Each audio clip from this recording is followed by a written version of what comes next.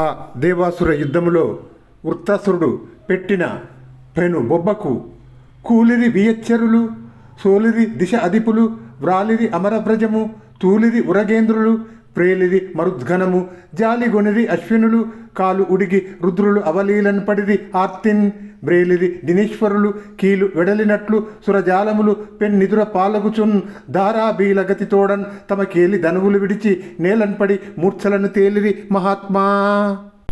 కర్ణ కఠోరమైన వృత్తాసురుని కంఠస్వరాన్ని విని పిడుగుపాటున నేల కూలిన ప్రాణుల్లాగా దేవేంద్రుని సైన్యాలు ఒడలు తెలియక రణరంగంలో పడి మూర్ఛపోయాయి. సాటిలేని సమరవీరుడైన వృత్తాసురుడు చేతన శూలం ధరించి మదపు టేనుగు కమలవనములో ప్రవేశించినట్లుగా యుద్ధ భూమిలో సంచరించాడు. కన్నులు మూసుకొని కథన భూమిలో తిరుగుతున్న ఆ దానవేంద్రుని పాదాల కింద పడి దేవతల దేహాలు నలిగిపోసాగాయి. ఈ విధంగా విశృంఖలంగా విహరిస్తున్న ఆ వీరుణ్ణి వీక్షించి ఇంద్రుడు 100 వజ్రాయుధాల శక్తి కలిగిన తన గదాదండాన్ని గ్రహణ కాలంలో సూర్యుని చుట్టూ వరదగుడి కట్టినట్లు గిరగిరా త్రిప్పుతూ వృత్తాసురుని పైకి విసిరివేశాడు. ఇంద్రుని గద గగనమండలం నిండా పెను మంటలు గ్రక్కుతూ మహావేగంతో వచ్చి ఆ ధనుజేంద్రుణ్ణి తాకింది. వృత్తాసురుడు ఆ గదాదండాన్ని ఎడమ చేతితో అవలీలగా పట్టుకొని ఇంద్రుని వాహనమైన ఐరావతం కుంభస్థలం మీద గట్టిగా ఒక్క పెట్టు పెట్టాడు. ఆ దెబ్బకు ఐరావతం తల బ్రద్దలై నెత్తురు చిమ్మింది. వజ్రాయుధం దెబ్బతిన్న పర్వతంలాగా ఆ తెల్ల ఏనుగు తల్లడిల్లి గిరగిరా తిరిగి భయంతో పరుగులు పెట్టింది. అప్పుడు ఆ ఐరావతాన్ని దేవేంద్రుడు తన చేతితో నిమురుతూ సేదదీర్చాడు.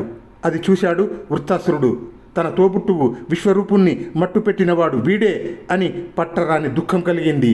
ఆగ్రహ ఆవేశంతో వికటాటహాసం చేస్తూ అసురేంద్రుడు ఆ అమరేంద్రునితో ఇలా అన్నాడు: నాకు అన్నగారు, నీకు గురువు గారు, దీనజన రక్షకుడు, అందరికీ మేలు చేకూర్చే చల్లని చూపులవాడు మా అన్న విశ్వరూపుడు.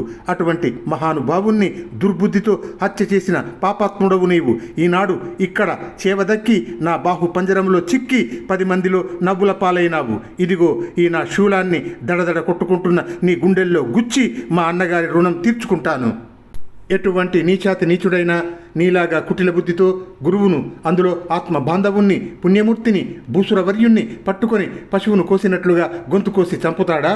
ఓరి ఇంద్ర, దయా దాక్షణ్యాలు కోల్పోయి సత్యాన్ని వదిలిపెట్టి ధర్మాన్ని విడిచిపెట్టి కీర్తిని పోగొట్టుకొని సిరి సంపదలను దూరం చేసుకొని పౌరుషాన్ని పారద్రోలి 10 మంది చేత తిట్లు తినే పాడు పని చేశావు. ఇటువంటి నీచాతి నీచుడవైన నీ చావుకు మంచివారెవ్వరూ కూడా బాధపడరు. నిర్భాగ్యుడవైన నీ మృత కలైబరాన్ని నక్కలు కూడా ముట్టుకోవు, కాకులు గ్రద్దలు సైతం అంటుకోవు.